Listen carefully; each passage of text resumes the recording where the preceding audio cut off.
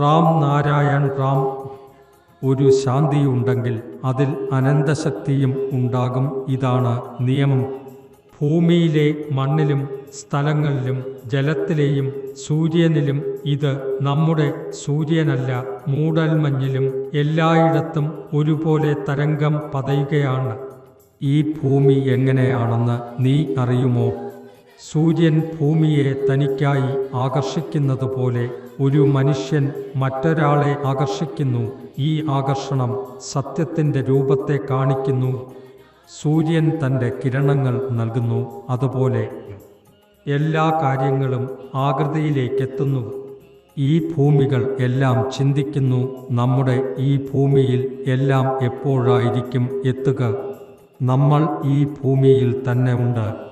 ഇത്തരത്തിലുള്ള ആയിരക്കണക്കിന് ഭൂമികൾ ഉണ്ട്.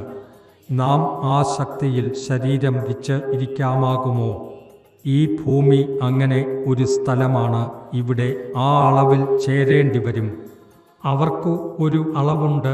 അവർ വിളിക്കുന്നു. എങ്ങനെയാണ് അവർ വിളിക്കുന്നത്? വിദേശങ്ങളിൽ പറയുന്ന വാക്കുകൾ ഇവിടെ പേപ്പർ പട്ടിക പോലെ എത്തുന്നു.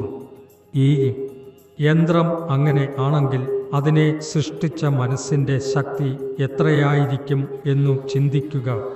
അവർ 24 മണിക്കൂറും സംസാരിക്കുന്നു. അവർ അവിടെ ഭയമില്ലാതെ ജീവിക്കുന്നു.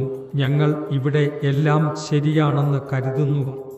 എന്നാൽ കഴിവില്ലാതെയാണ്. അവർ മനസ്സിലാക്കുന്നില്ല. അവർ അനന്തമായ സുഖത്തെക്കുറിച്ചാണ് സംസാരിക്കുന്നത്. എന്നാൽ ഞങ്ങൾ ലോകത്തിലെ സുഖത്തെക്കുറിച്ചാണ് പറയുന്നത്. ഞങ്ങൾ അത് മനസ്സിലാക്കുന്നില്ല. ഈ സുഖം ആ സുഖത്തിൻ്റെ ഒരു ഭാഗമാണ് എന്നത്. പക്ഷേ അവർ അത് മനസ്സിലാക്കുന്നു. അതുകൊണ്ടാണ് അവർ മഹത്തായത്. അവിടെ താമസിക്കാൻ യോഗ്യരായവർ മഹത്തായവരല്ലെങ്കിൽ പിന്നെ ആരാണ്?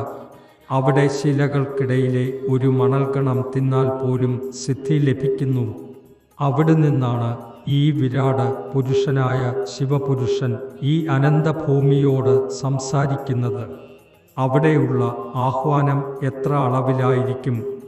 എത്ര സ്വരത്തിൽ ആയിരിക്കും? ആരാണ് അതെല്ലാം മനസ്സിലാക്കുന്നത്? വ്യത്യസ്ത സ്ഥലങ്ങളിൽ വ്യത്യസ്ത അവസ്ഥകൾ. എന്തുകൊണ്ടാണ്? അകത്ത് നിന്ന് അവൻ തൻ്റെ സന്ദേശം നൽകുകയാണ്.